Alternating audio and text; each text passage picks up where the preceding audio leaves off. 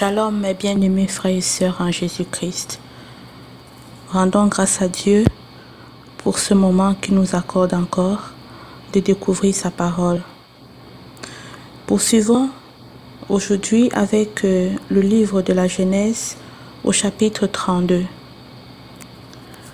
Jacob poursuivit son chemin et des anges de Dieu le rencontrèrent. En les voyant, Jacob dit: « C'est le camp de Dieu. » Et il donna à ce lieu le nom de Mahanaïm. Jacob envoya devant lui des messagers à Ésaü, son frère, au pays des Séïr, dans le territoire d'Édom. Il leur donna cet ordre: « Voici ce que vous direz à mon seigneur Ésaü. Ainsi parle ton serviteur Jacob. J'ai séjourné chez Laban, et j'y suis resté jusqu'à présent. J'ai des bœufs, des ânes, des brebis, des serviteurs et des servantes, et j'envoie l'annoncer à mon Seigneur pour trouver grâce à tes yeux. » Les messagers revinrent auprès de Jacob en disant: « Nous sommes allés vers ton frère Ésaü, et il marche à ta rencontre avec 400 hommes. » Jacob fut très effrayé et saisi d'angoisse. Il partagea en deux camps les gens qui étaient avec lui, les brebis, les bœufs et les chameaux.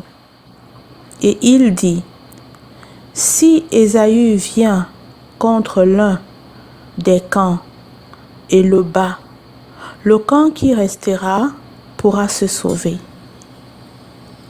Jacob dit: « Dieu de mon père Abraham, Dieu de mon père Isaac, Éternel, qui m'a dit: retourne dans ton pays et dans ton lieu de naissance, et je te ferai du bien. Je suis trop petit pour toutes les grâces et pour toute la fidélité dont tu as usé envers ton serviteur, car j'ai passé ce Jourdain avec mon bâton, et maintenant je forme deux camps. Délivre-moi, je te prie, de la main de mon frère, de la main d'Ésaü, car je crains qu'il ne vienne et qu'il ne me frappe avec la mère et les enfants. Et toi, tu as dit: je te ferai du bien, je rendrai ta postérité comme le sable de la mer, si abondant qu'on ne saurait le compter. » C'est dans ce lieu-là que Jacob passa la nuit. Il prit de ce qu'il avait sous la main pour faire un présent à Ésaü, son frère: 200 chèvres et 20 boucs, 200 brebis et 20 béliers, 30 femelles de chameaux avec leurs petits qu'elles allaitaient, 40 vaches et 10 taureaux, 20 ânesses et 10 ânes. Il les remit à ses serviteurs, troupeau par troupeau, séparément. Et il dit à ses serviteurs: « Passez devant moi et mettez un intervalle entre chaque troupeau. » Il donna cet ordre au premier: « Quand Ésaü, mon frère, te rencontrera et te demandera: à qui es-tu? Où vas-tu? Et à qui appartient ce troupeau devant toi? Tu répondras: à ton serviteur Jacob. C'est un présent envoyé à mon seigneur Ésaü. Et voici, il vient lui-même derrière nous. » Il donna le même ordre au second, au troisième, et à tous ceux qui suivaient les troupeaux. « C'est ainsi que vous parlerez à mon seigneur Ésaü. quand vous le rencontrerez. Vous direz, voici, ton serviteur Jacob vient aussi derrière nous. Car il se disait, je l'apaiserai par ce présent qui va devant moi. Ensuite, je le verrai en face, et peut-être m'accueillera-t-il favorablement. Le présent passa devant lui, et il resta cette nuit-là dans le camp. Il se leva la même nuit, prit ses 2 femmes, ses 2 servantes et ses 11 enfants, et passa le gué de Jabbok. Il les prit, leur fit passer le torrent, et fit passer à tout ce qui et le fit passer à tout ce qui lui appartenait. Jacob demeura seul. Alors un homme lutta avec lui jusqu'au lever de l'aurore.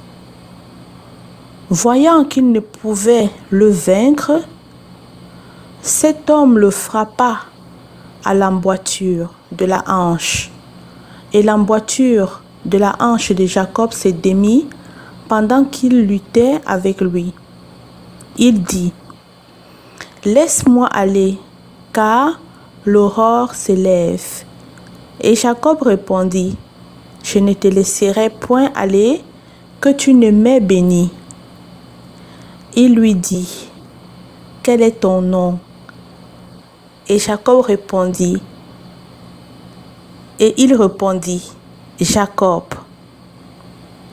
Il dit encore, « Ton nom ne sera plus Jacob, mais tu seras appelé Israël, car tu as lutté avec Dieu et avec des hommes, et tu as été vainqueur. » Jacob l'interrogea en disant, « Fais-moi, je te prie, connaître ton nom. » Il répondit, « Pourquoi demandes-tu mon nom? » Et il le bénit là.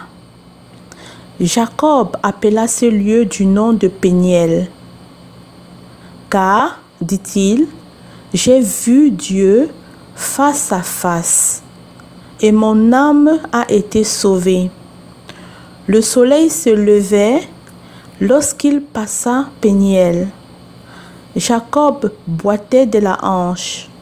C'est pourquoi, jusqu'à ce jour, les enfants d'Israël ne mangent point le tendon qui est à l'emboîture de la hanche.